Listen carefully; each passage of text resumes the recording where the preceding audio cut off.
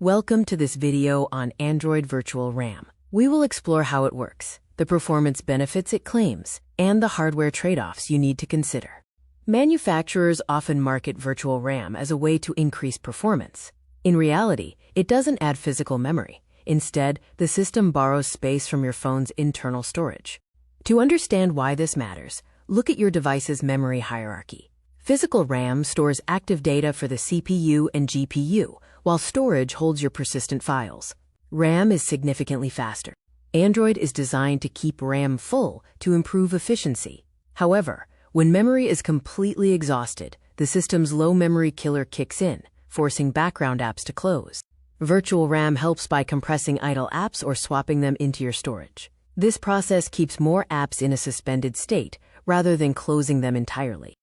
The trade-off is speed. Physical RAM is roughly 24 times faster than typical internal storage. Relying on storage for active tasks introduces a significant bottleneck.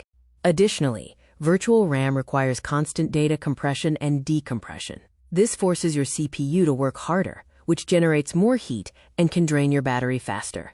You should also consider your hardware health. NAND flash storage has a finite number of write cycles. Constant swapping increases read and write actions, which can cause storage degradation over time. For gaming, virtual RAM is generally detrimental. Games demand the high speeds of physical RAM. Virtual RAM can cause microstutters and lag, and it will not increase your frames per second. So is it useful? On devices with only 4 GB to 6 GB of RAM, it offers a high benefit by preventing crashes.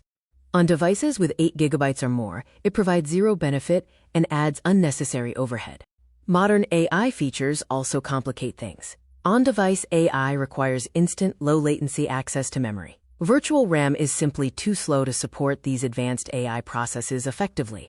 In summary, if you have a budget phone with 4 GB to 6 GB of RAM, keep this feature on.